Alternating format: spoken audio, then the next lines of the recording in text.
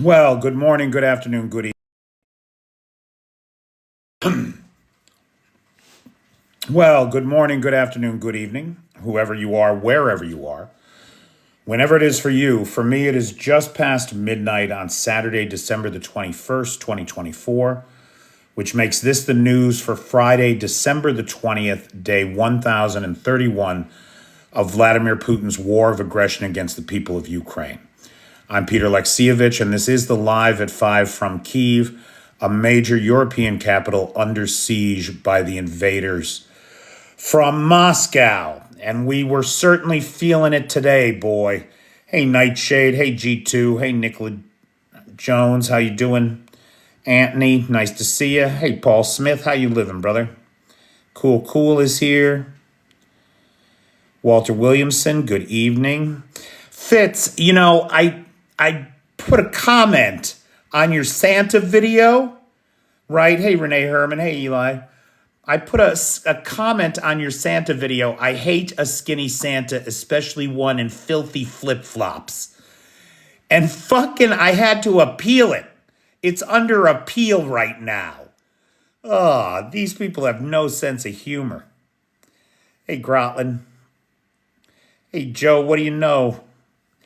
Hey, Joe, I made a video basically for you. I don't know if you saw it because I couldn't find your handle to tag you on the video, but it's about bacon, egg, and cheese on the front line.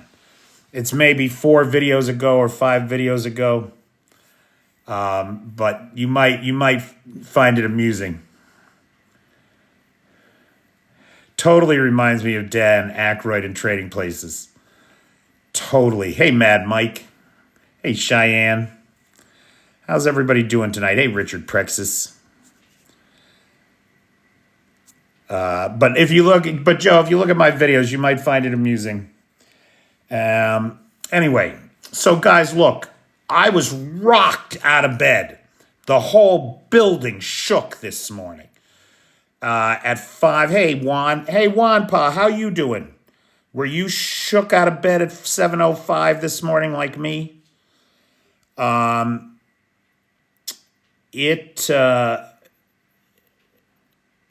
you guys know, I do these lives at midnight local time. I never get to bed before 2 or 3 in the morning. And last night, I was doing some other stuff, so I was up until about 5. And then at 7, the explosions started. They did not last long because there were only 5. Wouldn't that be something, Joseph? That'd be a great day, boy. There were only 5 Iskander M's or Korean missiles, Korean KN-23s. So there were only 5 of them. They were all shot down. The one Iskander and the one KH-5969 variant got through in Kyiv. Now, in Kyiv, they hit an apartment complex, and they are still digging people out of that building. Here in Kyiv, the missiles were shot down, but these are big multi-million-dollar missiles, and the debris falling in the street. For my Patreon people, you saw the video that my friend Sasha shot this morning. Her entire apartment building, the glass was blown out of the front side of the building. It was glass everywhere today. On the way to the store, I went down a street where on both sides of the street, the blast wave, the shock wave, had taken out every single window on the street. Now, I'll tell you, it's a weird feeling. It is a weird-ass feeling to be woken out of bed by an explosion at 7:05 in the morning and know, like, the first thought that I had was that was an air-bursted Iskander M. Like, that was the first thought that went through my mind.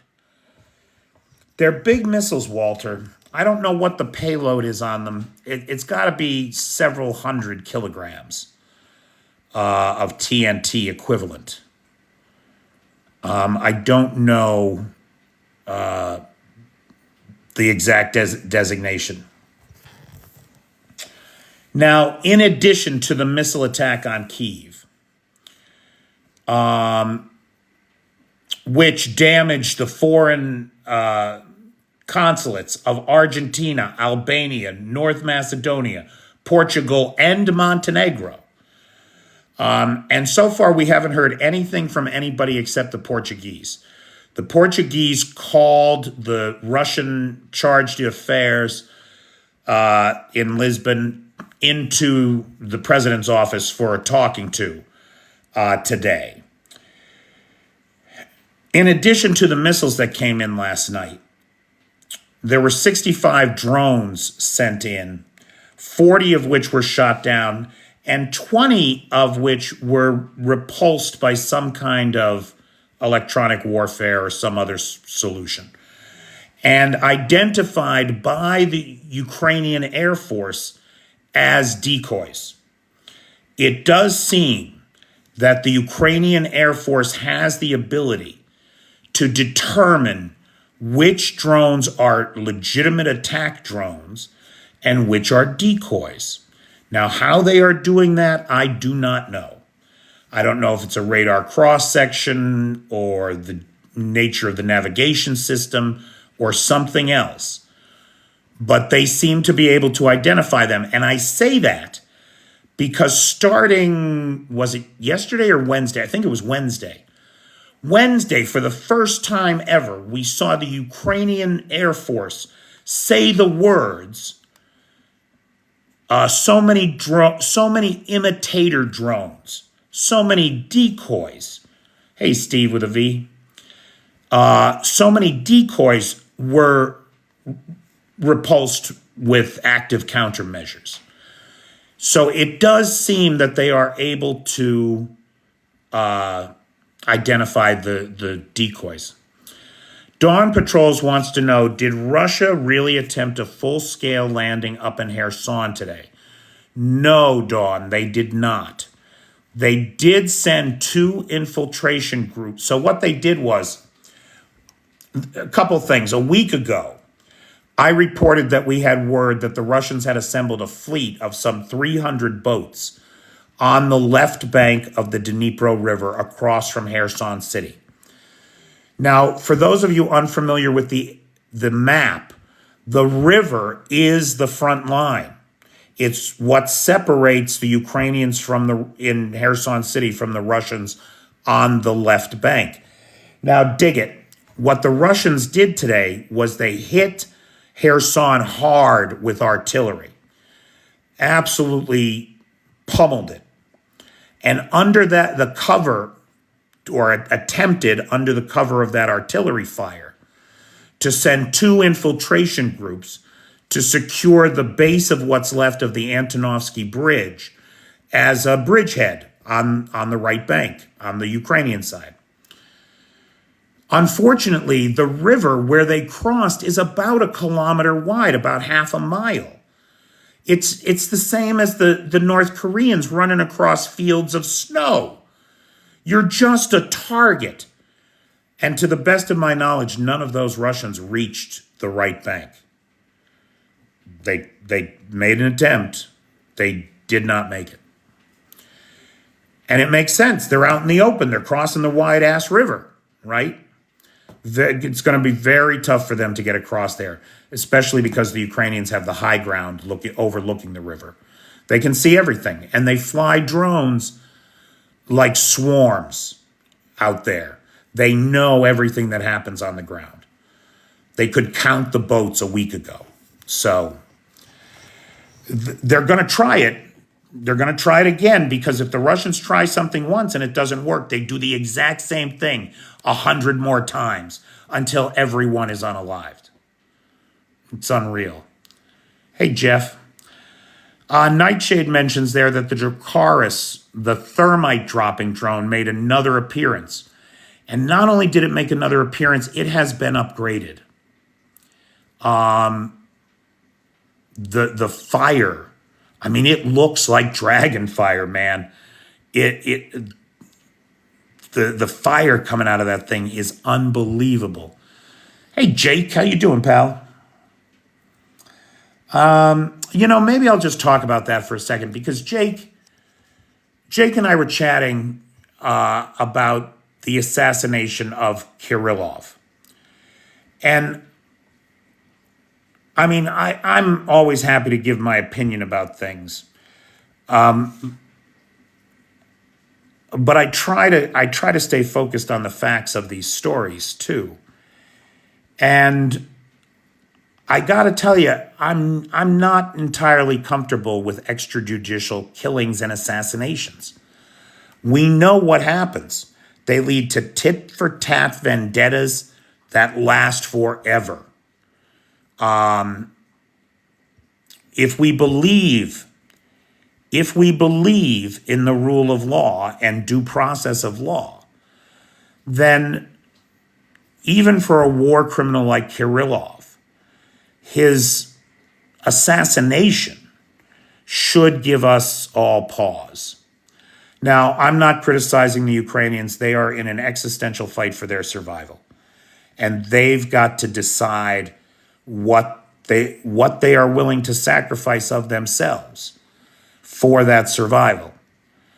But it's not so cut and dried that because you support Ukraine, you support everything they do.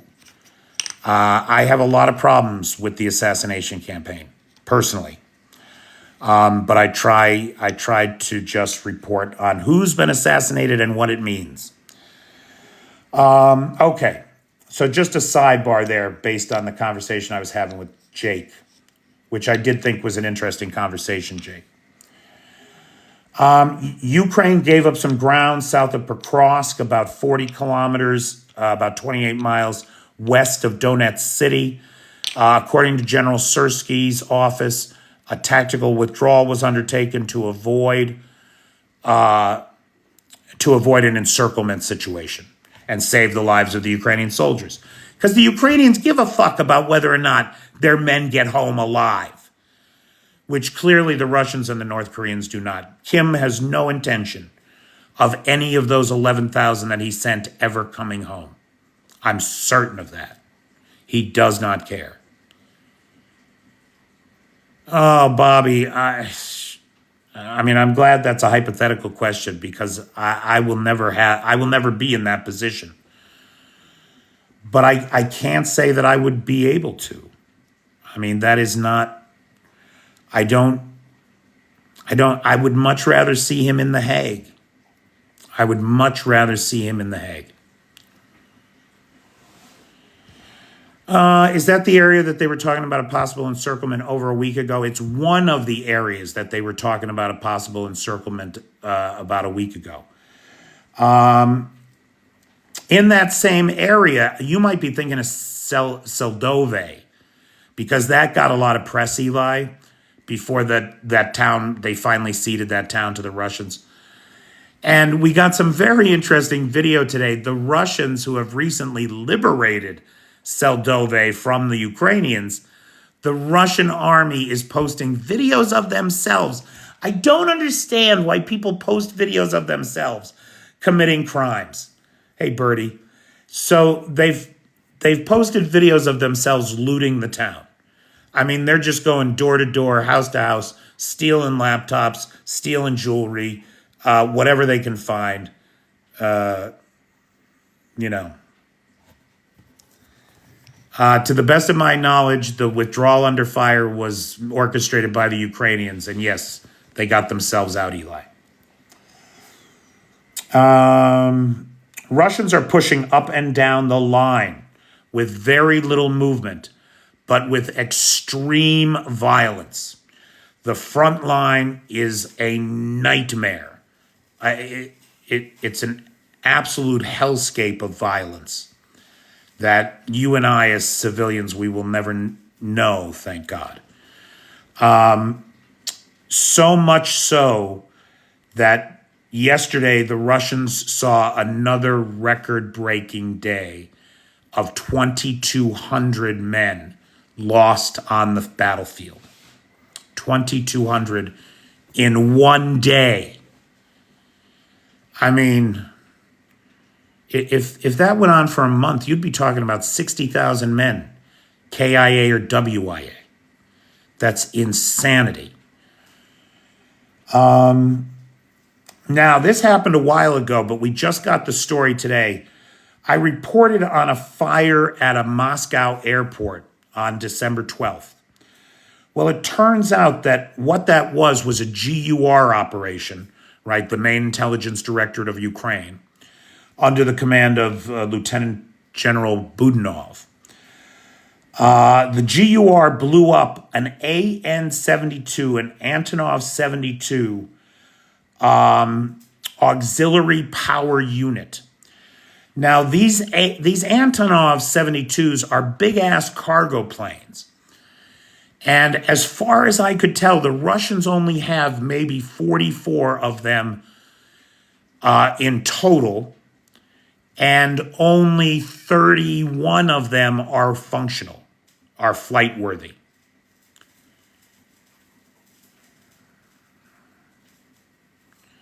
$2,200 was the count of KIA, WIA this morning. Correct, and yes, correct, it is a new record. It's a new, though the highest number to date was 2,040 or 2,030, something like that. So it blows the old record away. So the Russians don't have many of these big old planes left, maybe 44 altogether. And of those, only maybe 31 are flight worthy. And the destruction of the auxiliary power unit means that another one of them is not taking off anytime soon. That includes North Korean casualties, Dark Irish. There's no distinction being made between North Korean soldiery and Russian soldiery, especially given that every one of those North Koreans is carrying a phony Russian passport and is wearing a Russian uniform.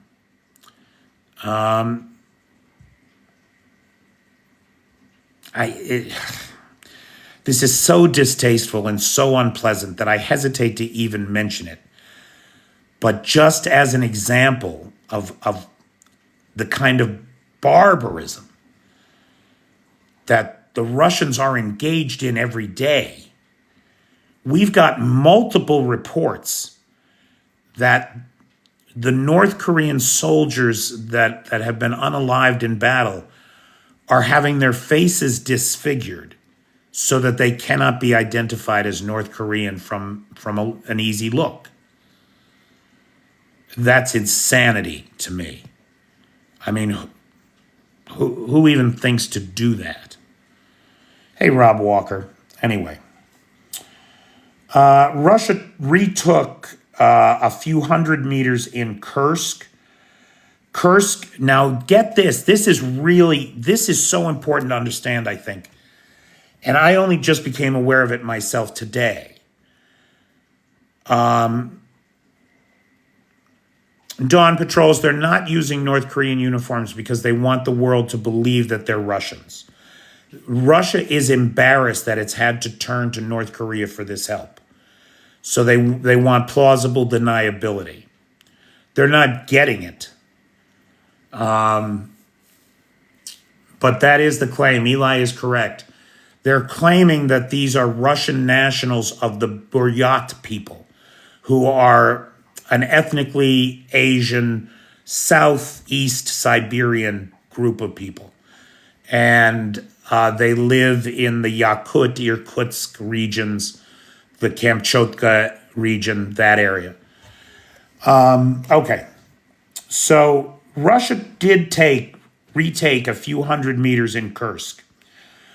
But, and I think this is so important, the only front line that any Russian helicopters or air support or glide bombs, the only place where Russian aerospace forces are operating is in Kursk.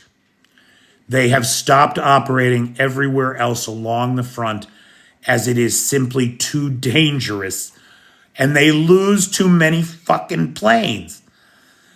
The friendly fire incident in which that Ka-52 was shot down this week, was it a Ka-52? It was an Alligator, Ka-52, sorry. Russia only had 140 of those at the start of this war. They've lost 70 of them. Fully half of the fleet is gone now. And so they're not flying them anywhere else along the front line, only from the safety and security of Russia itself, which that tells you an awful lot about where the Russian army is. UK Minister for Defense, or somebody from his office, it wasn't him, but it was somebody from his office, said that in January we will see a major gear shift in provisioning drones through the drone coalition partners.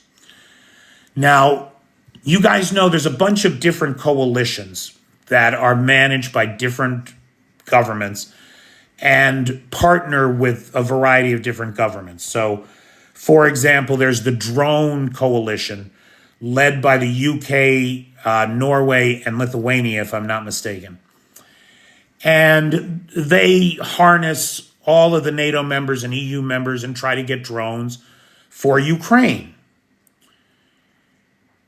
This guy, speaking to Parliament yesterday, said that starting in January, we will be able to deliver tens of thousands of drones to Ukraine. Tens of thousands. Now look, nobody listen to the next thing I'm going to say because it's stupid and I'm an idiot and I shouldn't believe the things that I believe because I do not have enough evidence to support the belief. I am sabotaged by my own hopeless sense of optimism. But let's just take a minute and dream. Shall we dream for a minute? The British, I do, Bip. It's so bad, man. The British are talking about how they're going to get Ukraine tens of thousands of drones in January. The Americans have promised hundreds of thousands of rounds of artillery shells, 155 millimeter artillery shells. Yesterday, the Germans committed 90,000 artillery charges, right? Like the big, they're not gunpowder, but imagine a big thing of gunpowder that you put in behind the shell and that explodes the shell out of the barrel, right? The charge. We are talking about in January delivering to Ukraine 100 days worth of artillery shells, right? Tens of thousands of drones, right? 100,000 charges for those artillery shells. Just suppose that at 2,000 shells a day, that's 100 days of shells, right? But suppose the Ukrainians started pummeling the front line with 8,000 shells a day. True, it would only be good for 25 days, but could the Russian front line handle it? Could they take it? They're in trouble, these guys. They are in trouble, these guys. They don't have enough food. They don't have enough water. Bip, that's what I'm saying, man.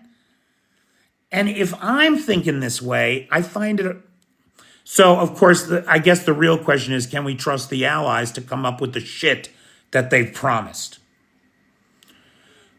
But that would hit them hard and fast. And it could. I know, don't listen to me. I'm a hopeless optimist.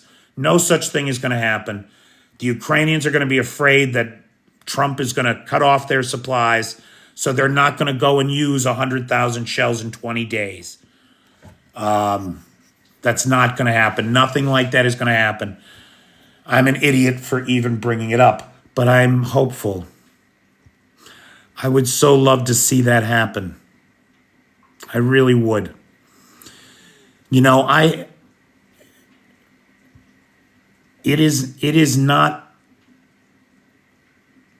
perhaps a bit poetic, but it is not untrue to say that in this country, talking to these people every day, having the opportunity to visit the men and the women on the front lines that are doing the job every fucking day, I think I can say with some certainty that I have felt the righteous wrath of these people. I have felt the beating heart of Ukraine crying out for justice.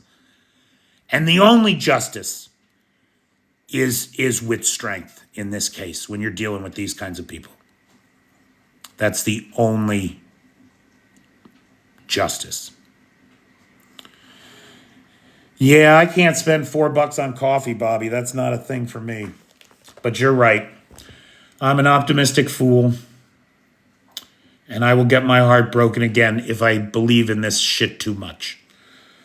So when Zelensky says that he recognizes that his forces don't have what it is needed to retake the temporarily occupied territories by force, I think we have to say he's not playing a game, but rather he's facing a harsh reality that I still am unable to. I still believe in Ukraine. Okay, now dig this. The Russians, for their part, in November, not only did they lose more men than ever in November, they flew more drones. Over 2,300, a new monthly record, 2,300 drones. Of the 2,300, though, roughly 50 to 60% of them were decoys. Cheap foam, rubber, and plywood. And that is true for all of the last quarter, from September through November. 50 to 60% of the drones coming in are decoys. Why? Because decoys are cheap to make, and they give you the impression of being overwhelmed. If you can't tell them apart from the attack drones, clearly the Ukrainians can. They have added a new category to drones: imitators or simulators or decoys. And they don't shoot them down. They don't waste ammunition on them. They take them out in another way, which is brilliant. And exactly the kind of thing that we expect from the Ukrainians, that kind of innovation and ingenuity and resilience in the face. You know, this morning here in Kyiv, right, we have all these booms. Nobody gets any sleep, right? You got a long day ahead of you. Do you know what everybody in Kyiv did this morning? Do you know what everybody did after this awful fucking night? They picked up a broom and they swept up the glass. They cleaned up after the Russians. Because that's how the people of Kyiv respond to these empty terroristic threats. They go on with their lives. They put their shit back together again. Every time. No more news on the laser weapon. All we know is that the British gave some prototypes to the Ukrainians, and the Ukrainians have been playing with them for the last year, probably. It's got to be a year, right?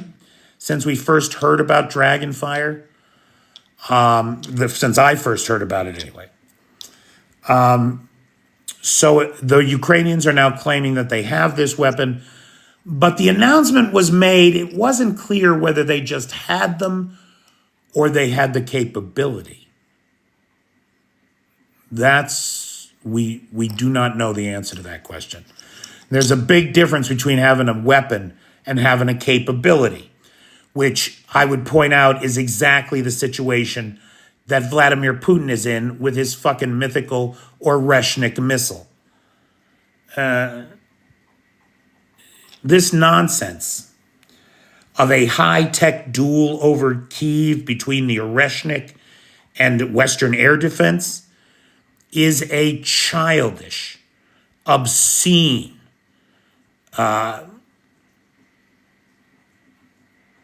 statement on who Putin really is. A bad poker player whose only tool, the only thing he's got left, is the bluff. That's what he's got. If he had it, he would do it. If he had it, he would use it, please. They couldn't figure out the payload problem to load the explosives into the separate multiple reentry vehicles of this thing.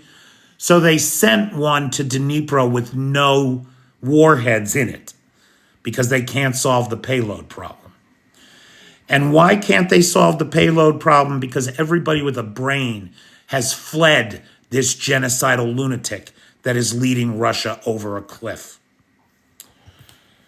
I forgot to mention, on the subject of Putin, Zelensky called him a dumbass the other day. I might only ever refer to him as dumbass from now on. Dumbass. When I say dumbass, I'm talking about Putin.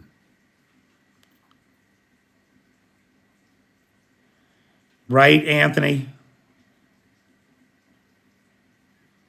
Sergey likes it. Oh, that reminds me. Anything from those leaks via the hack? I don't know what hack you're talking about, man. Oh, Baby Yoda, you are right about that. I mean, Trump has made it clear that his job is to destroy the United States of America. I mean, before he even gets into office, he's shutting the government down. Right? I mean, all the basic things. Being able to call somebody at Social Security and get somebody on the phone. Medicare, Medicaid.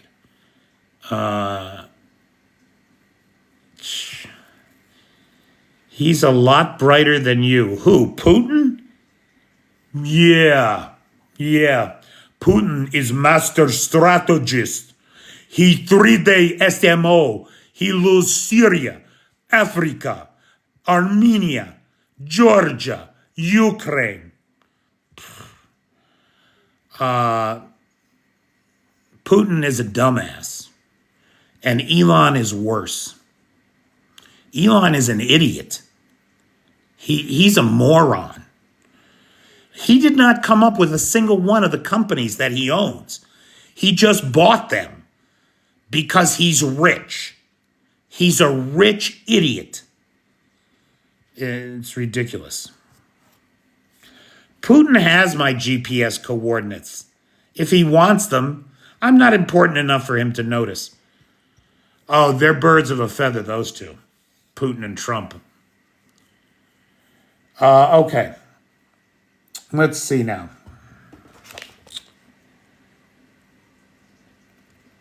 Oh, as they flee Syria, and it doesn't look like they're going to be welcome there, we got video today of the Russians fleeing Syria, and the locals are throwing rocks at them. They are trying to move to Libya. But the word is that the warlord that's in charge of Libya is not happy about it and is kind of tired of the Russians too. So Libya may be a temporary holdover, but it doesn't look like it's going to be the new base of operations unless they figure out a way to bribe this guy, which should not be hard, frankly. Norway, where's our buddy Lars? Norway has come up with a new $230 million package for Ukraine. 115 million of it goes to strengthen the Navy. 85 million goes into air defense. And another 32.5 million to support and spare parts for critical systems. So I'm not really sure what that means, but shit that Ukraine needs. Basically, the entire Lithuanian government is in Kyiv today, and they are here for bilateral talks on security with Ukraine. It's a really telling show of support, and how great that they came into Kyiv on this day, right? Because the attacks happened this morning. Their train arrived later. They could have stopped in Poland, but they didn't. The whole government of Lithuania is here. And we should all feel very humbled by that. And of course, the protestations of faithful support for Ukraine came out of everybody's mouth today. Okay, I have a correction to make. Now, some of you would not know about this, but my Patreon guys know. Yesterday morning, I reported on 3 missile attacks in Rostov-on-Don. One of them was not a thing that happened. The ironworks, the TagMet ironworks, that I thought had been the victim of a Storm Shadow strike, I was in error. The Storm Shadow and ATACMS hit inside of Russia yesterday was against the Kamensky Combine that produces rocket fuel. Oh yeah, Moldova. I forgot Moldova. Hold that thought for 1 second. We'll come to that. So it was the rocket fuel plant that was hit with a combination of Storm Shadows and ATACMS. Now that rocket fuel plant, we don't know what was in the buildings that were hit, but it seems to me that the Ukrainians knew what was in those buildings and targeted them for that reason.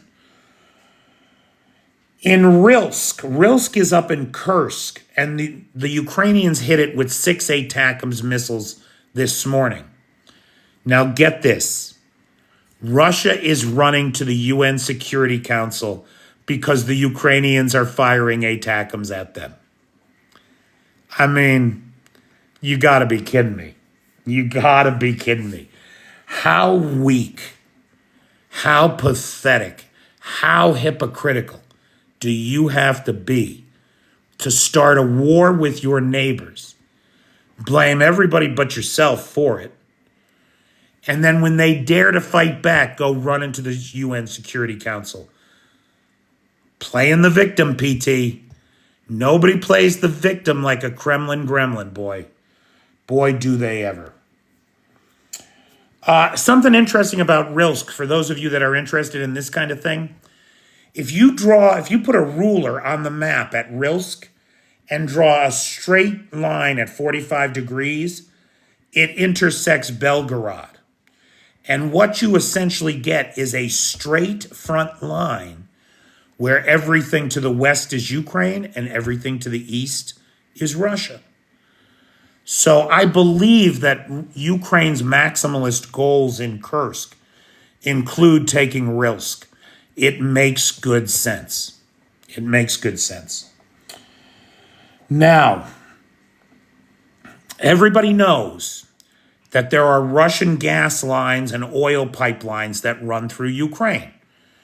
And Ukraine gets transit fees for allowing those fossil fuels to transit their territory through the pipelines here, right? Well, Ukraine has so far honored its agreements on those lines all through the entire war. But one of those agreements is set to expire on the 1st of 2025. Ukraine is shutting it down. They are not renewing that agreement.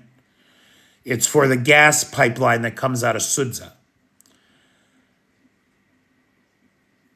Who does this affect? It affects the Central European nations, the landlocked Central European nations that depend on that line for gas. Places like Austria, Moldova, Transnistria, and Hungary and Slovakia. But here's the thing. Austria's made preparations. They're getting gas from the Transalpine pipeline now. They've switched suppliers. They've got savings of gas. They filled all of their storage tanks. They've got 3 months worth of gas on hand. They knew that this was coming. They had 3 years to prepare, as the Moldovans did, who built LNG regasification facilities at the ports in Moldova.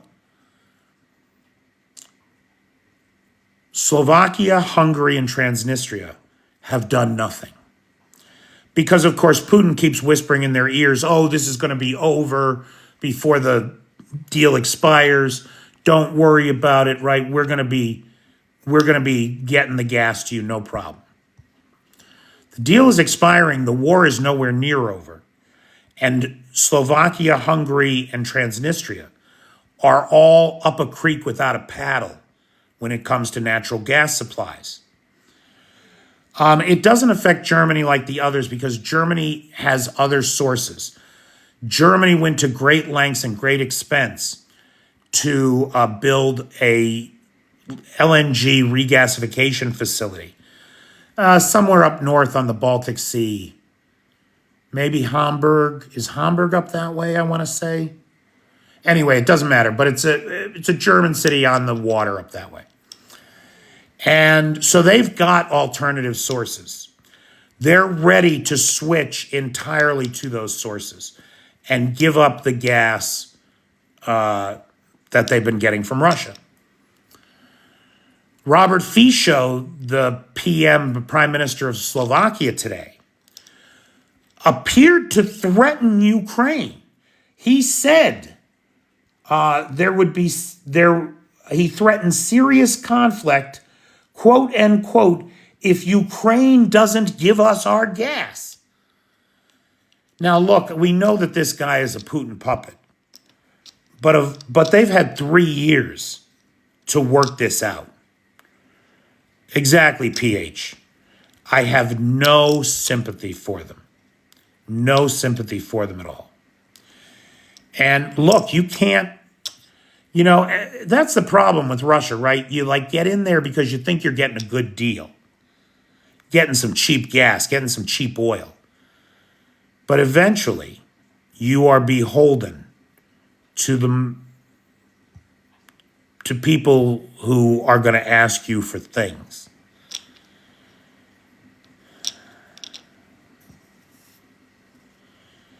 Bear, do me a favor. I got one more thing here, and then let's go to questions. So Slovakia is threatening serious conflict if it doesn't get its way. Throwing a temper tantrum just like dumbass. Moldova has solved its problems, mostly with LNG regasification facilities on, I think that's the Adriatic over there. Anyway, they have some ports. But Transnistria has not. Now, I have suggested, and I stand by this, when we think about dominoes that are likely to fall, we could well see Transnistria fall to Moldova, maybe as early as January, once the gas is cut off and they can't heat their homes, boil their water, go to the sauna, all that shuts down. So we'll see. Let's keep our eyes on Moldova. Final thing, it's not really funny, but it is kind of funny. Video came out today of 2 Russians trying to shoot down a drone. So they're being targeted by a drone, right? They're in a sunflower field.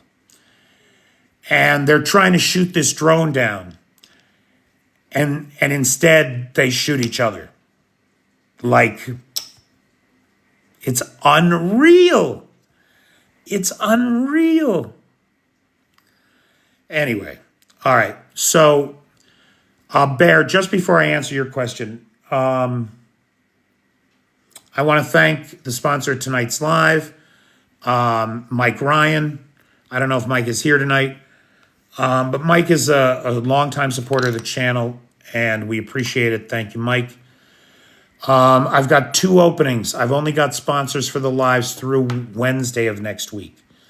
So I've got openings for sponsors. PayPal is in the description. Big thanks to the moderator team, best moderators on the Tickety Talk, Cheyenne, Vanetta, PT, Jay, and Travis. Thanks to Nightshade, who has the Peter's Peeps group where these lives get posted. And big thanks to Lars, who has the Discord server and the Alexievich archive. Now, Bear says, what's your take on the assassination of the general? Do you think, oh blast, do you think it was remotely detonated? So here's the thing. According to the FSB report that came out before we got the confession of the guy they have in custody, the FSB said that it was remotely detonated. It was remotely detonated by the SBU office in Dnipro. And so it was Ukrainians watching the live feed from the dash cam that the Uzbek guy set up. And they remotely detonated it when the target was in range, right? That's what the FSB report says. However, there is a small flaw or a small problem to deal with. In his confession, the Uzbek guy says that he remotely detonated it watching the live feed from the camera he set up. So now look, we know that there was a camera because we've seen the footage. We believe it was remotely detonated, but there is a disconnect in terms of who did the detonation, and that disconnect right there, I think, highlights the fact that this guy is probably a scapegoat. Right? He's just another Central Asian, just like the Tajiks that they blamed the Crocus Hall attack on. He's just another Central Asian, another ripe choice for persecution who can be tortured into a confession. I think that in all likelihood, that's what's happening with that situation. Does that answer your question, Burr? Hey, Kilak. Hey, Mike.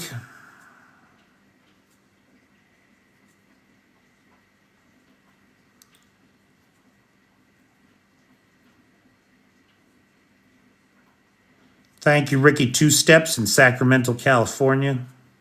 Thanks, PH. Thanks, Walter Williamson. No, you're right, Bobby. And I don't claim to know whether or not they were. I'm saying that there is a discrepancy in the stories coming out of Russia. Thanks, Burr. So Bear had a good question there. Does anybody else have a good question? How will Georgia proceed? That is a great question. So just today we saw sanctions against members of the Georgian Dream Party for their complicity in the crackdown on the protests. The protests continue. They're in today like, I don't know. I want to say it's like day 24 or something like that, 22, 24. I did hear about the recent tragedy in Germany. A Syrian guy drove his car through a busy Christmas mall kind of setup, which is not the first time that has happened in Germany. If I am not mistaken, it was Tehran that was behind the last time it happened, wasn't it? Why should we not think that it's Tehran that's behind this time? And they're just using a Syrian actor. My money on that is on Tehran. Has Syrian been confirmed? You mean that the driver was Syrian? The driver was Syrian. Oh, maybe not. They changed it to a Saudi Arabian doctor now. Oh, okay, so I guess I am incorrect. In the footage, does the general look back at the scooter or is it just me? I got to tell you, pal, I don't watch that kind of video. I mean, When it came on the first time, I watched it through. I saw the explosion. That was enough for me. And I never went back to it, so I can't comment on that. It's good to want things, Anthony. So Saudi, huh? What, he couldn't get his pilot's license? Pfft, I hate an underachiever. Kherson updates, it's pretty much at a stalemate. The Russians tried to cross the river today in some boats. They got their heads handed to them, literally. Brodog, I don't know. I mean, I assume that Ukraine is still using Starlink. They were very dependent on it. However, the last time that there was an attack on Sevastopol and Musk shut Starlink down on them, that attack went through and finished anyway. So they are clearly not dependent on it the way that they were at one time. So, Walter, one of the things that's being reported from Crimea is that it's being emptied of soldiers and equipment, that they are all headed towards Zaporizhia. It's being reported now that there are as many as 190,000 troops who are getting ready to push towards Zaporizhia city, which is very disconcerting.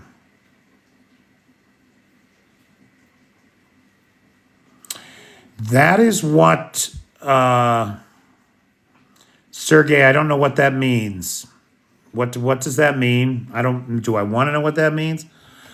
Every Russian general will have to look behind their back for their fear of being hit, being a target. Yeah, Bobby.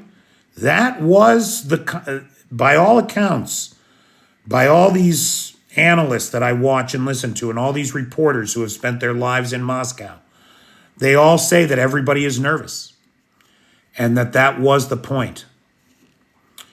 What's the deal with not using nuclear weapons?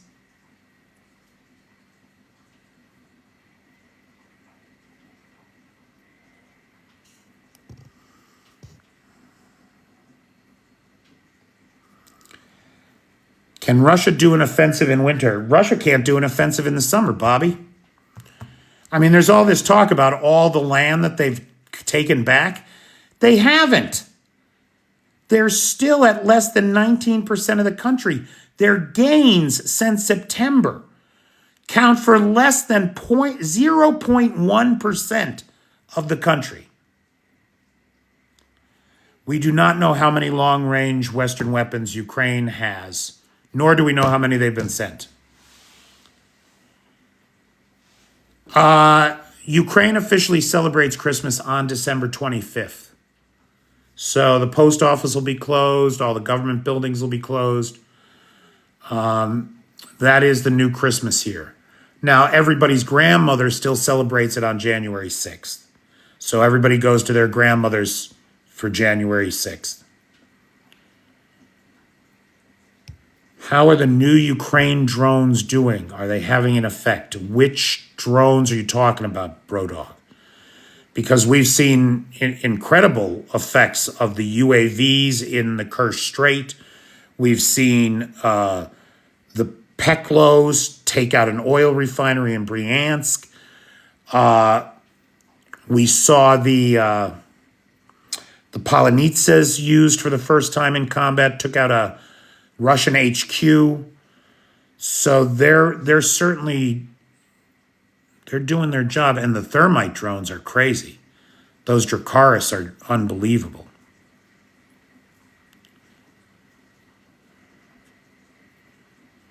Hey, Chris Carter. Hey, Blue Ariel Silk. How you doing?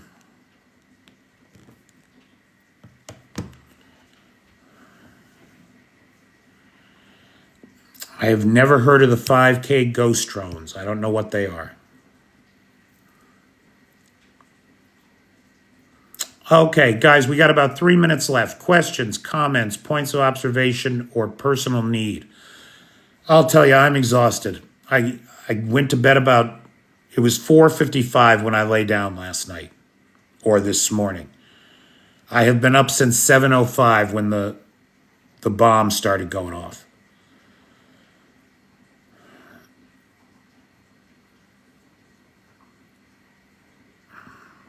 My pleasure. How is Russia able to hold on to Crimea? I mean, the Ukrainians can't get there. It's behind the front lines. I don't know what you mean by that.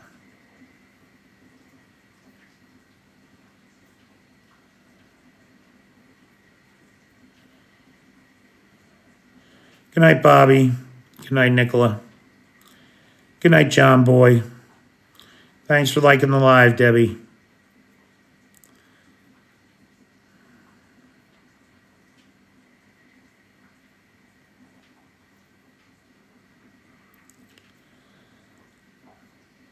So I got so everybody knows as of last Saturday, I guess, I had shipped out by the end of this week I have shipped out 1,200 cookies. Tomorrow, right now on my porch, there are 500 cookies and 15 loaves of fresh baked bread. Those 500 go with 700 that a group that I'm involved with have collected. And so altogether, by tomorrow, we will have sent out about 2,500 of the 3,000 cookies. And the other 500, I'm going to get out the following week for New Year's Eve.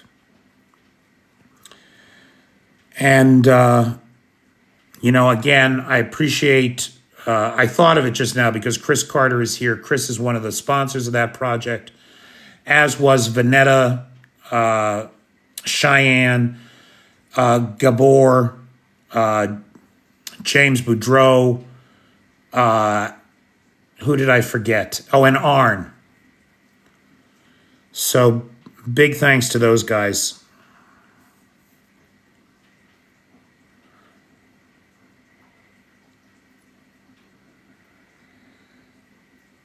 You won't see me tomorrow. Tomorrow's Saturday. No live on Saturday. Tomorrow I got my Saturday working group. We got the shipment to do. And then I'm going to come home and I'm probably going to cook some more cookies. Oh, Anthony, don't tease me.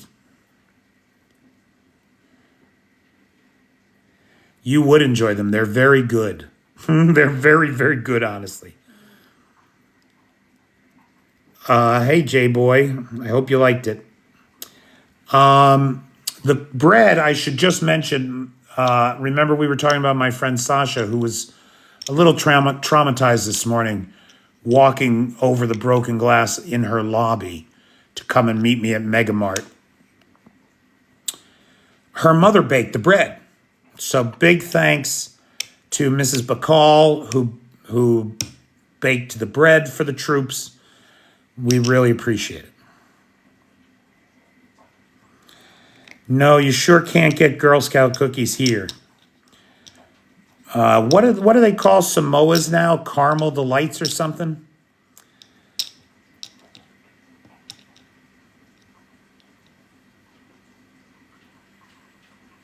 Oh God, you'll never run out of things to love if that's what you love, J-Boy.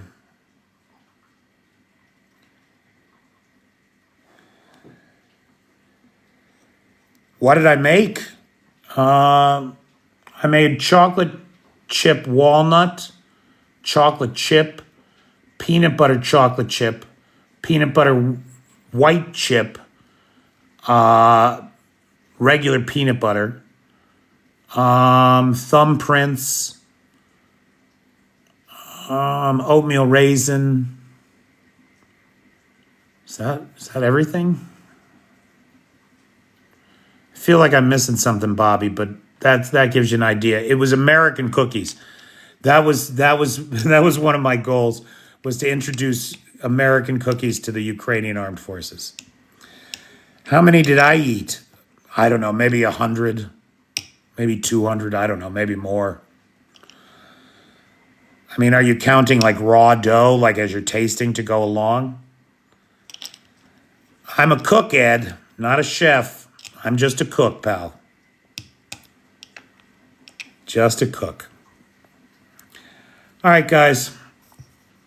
Make it a great weekend. If I don't see you, Merry Christmas, Happy Holidays. Take care, everybody.